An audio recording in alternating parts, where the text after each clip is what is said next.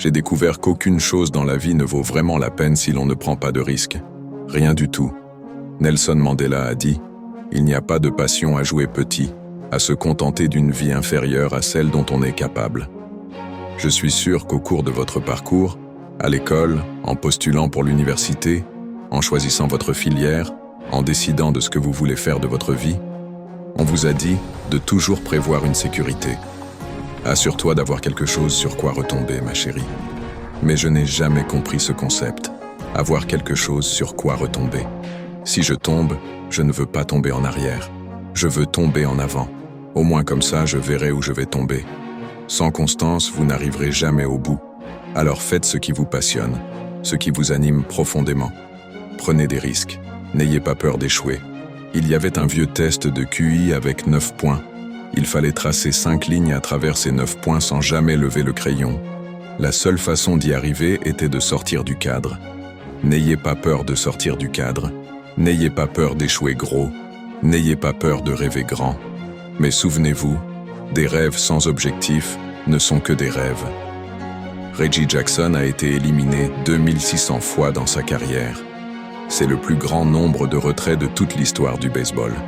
Mais on ne se souvient pas des éliminations, on se souvient des home runs, tombés en avant. Thomas Edison a réalisé 1000 expériences ratées. Vous le saviez? Moi, je ne le savais pas. Parce que c'est la 1001e qui a donné naissance à l'ampoule. Tombez en avant. Chaque échec est un pas de plus vers le succès. Vous devez prendre des risques. Vous l'avez sans doute déjà entendu, mais laissez-moi vous dire pourquoi c'est si important. Vous allez échouer à un moment donné dans votre vie.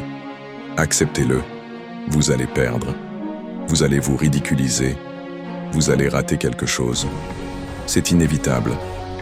Je sais, ce n'est pas le message traditionnel d'une cérémonie de remise de diplôme. Mais je vous le dis, embrassez-le, parce que c'est inévitable. Dans le métier d'acteur, on échoue tout le temps. Au début de ma carrière, j'ai passé une audition pour une comédie musicale à Broadway. Un rôle parfait pour moi, pensais-je. Sauf que je ne savais pas chanter. Je n'ai pas eu le rôle. Mais voilà, je n'ai pas abandonné. Je ne suis pas tombé en arrière. Je suis sorti de là pour me préparer. J'étais en Suède, au Brésil. Dans les années 80, je regardais un film, des présentations dans les salles de cinéma. Passage confus ou hors sujet supprimé ici, car mélange apparent de textes non reliés. Je suis ressorti de là pour me préparer à la prochaine audition. Et la suivante, et encore la suivante. J'ai prié, et encore prié, et encore prié. Mais j'ai continué à échouer, et échouer, et échouer. Mais ça n'avait pas d'importance parce que, il y a ce vieux dicton, si tu traînes assez longtemps chez le coiffeur, tôt ou tard tu vas finir par avoir une coupe. Vous allez avoir une chance. Et moi, j'ai fini par avoir ma chance. L'année dernière, j'ai joué dans une pièce appelée Fences, à Broadway. Mais tenez-vous bien, c'était dans le même théâtre où j'avais échoué à cette première audition, 30 ans plus tôt.